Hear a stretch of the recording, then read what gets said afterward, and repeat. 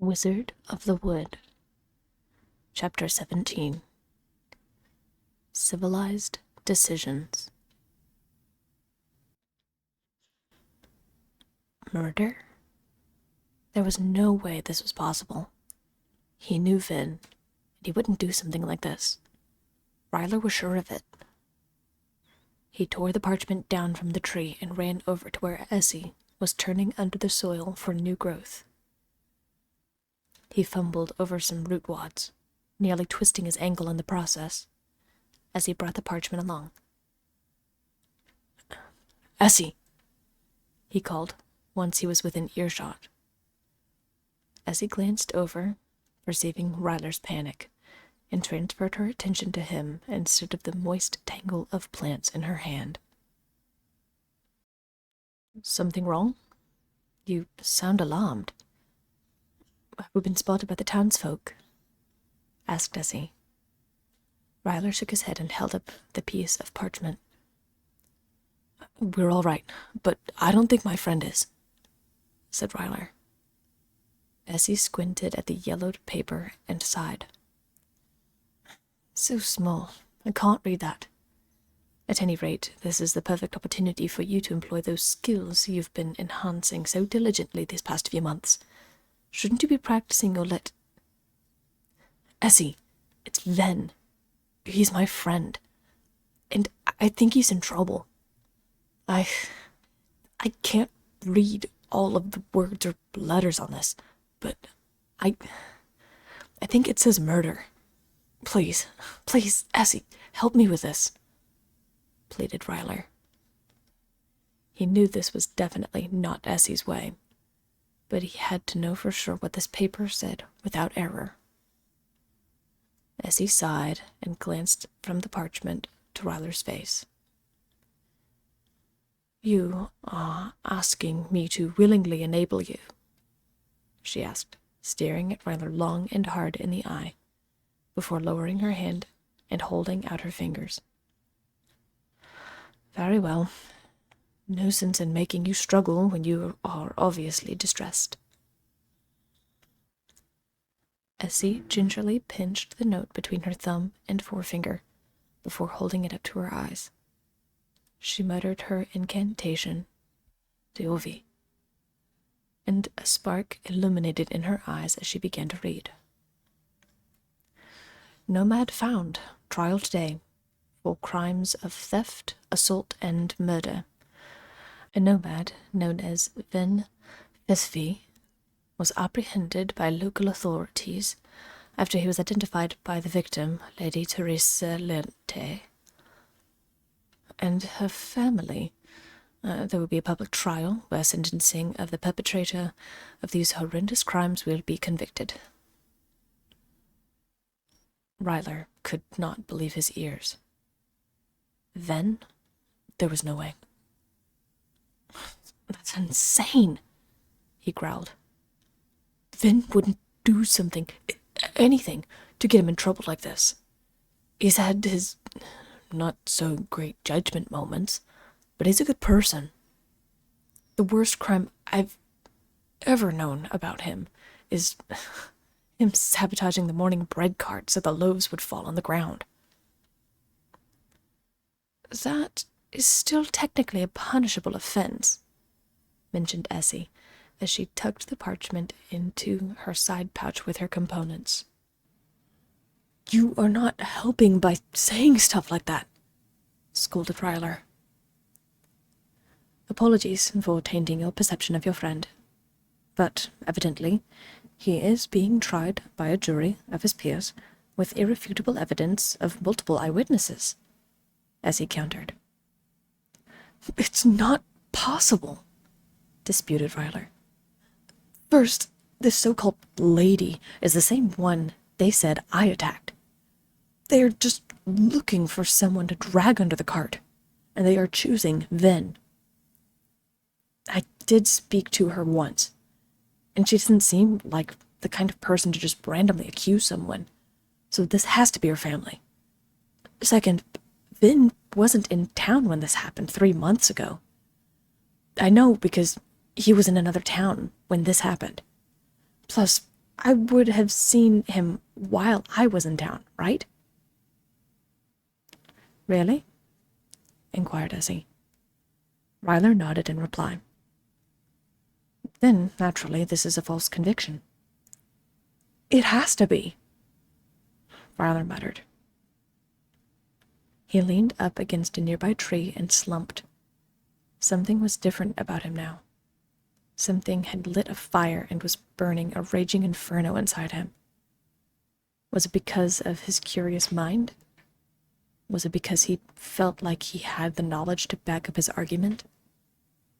Whatever the case, Rylir suddenly felt like he had a clear, undeniable objective.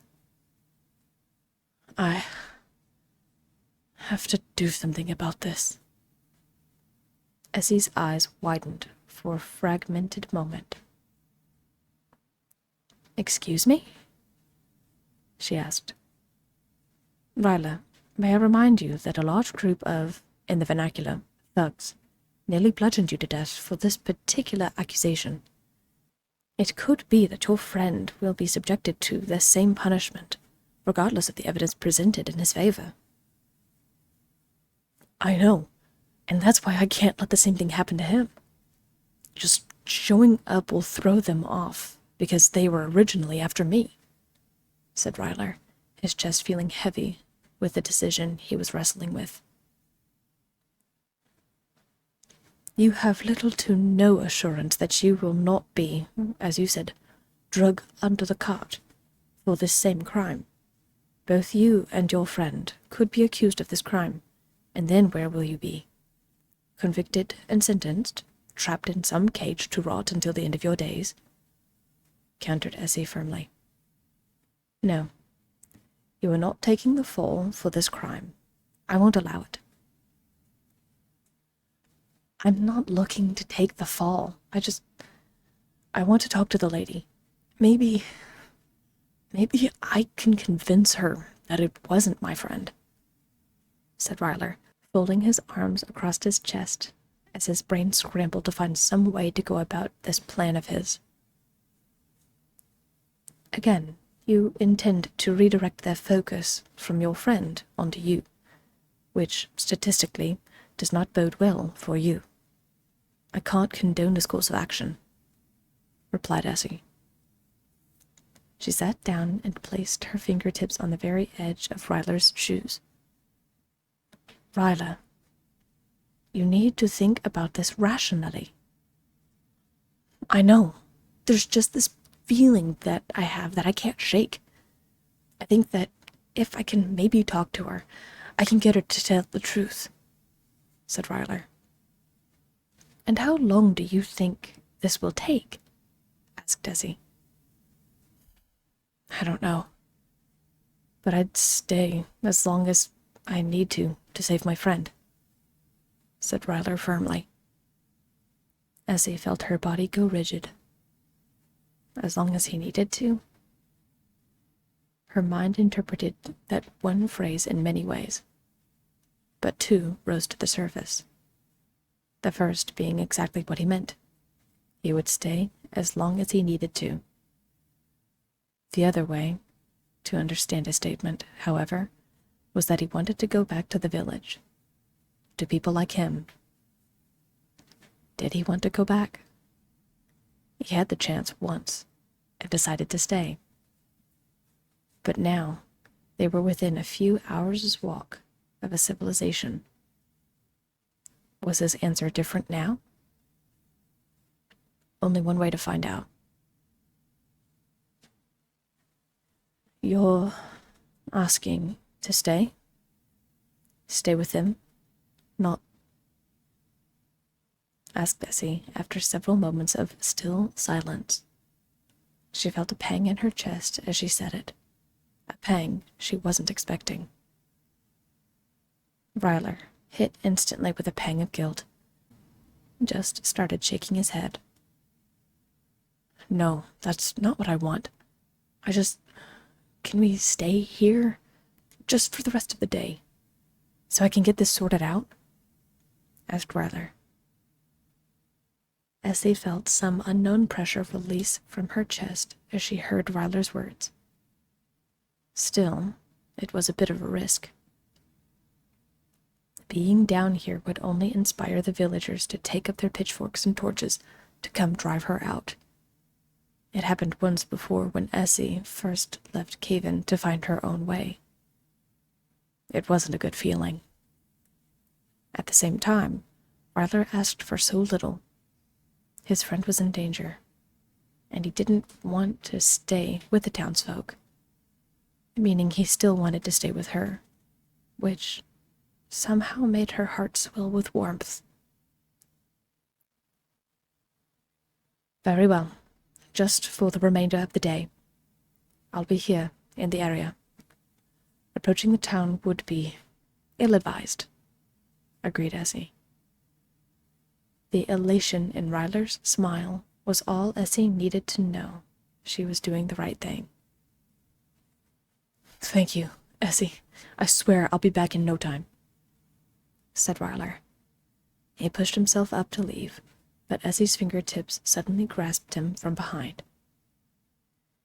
You mean you'll be back in no time after I cast this on you? Returning will be more time-consuming, but I can help get you there, said Essie as she muttered the same phrase she had said so many times before to give her the speed necessary to descend the mountainside with ease. Thank you. I'll be back soon, I promise. Ryler concentrated and, as Essie had done, he stepped and practically flew over the land. Step after step accelerated him back to a civilization he once lived every day. He didn't hear Essie's soft call of, "Be careful," and instead heard the blood roaring in his ears. Was he ready to do this?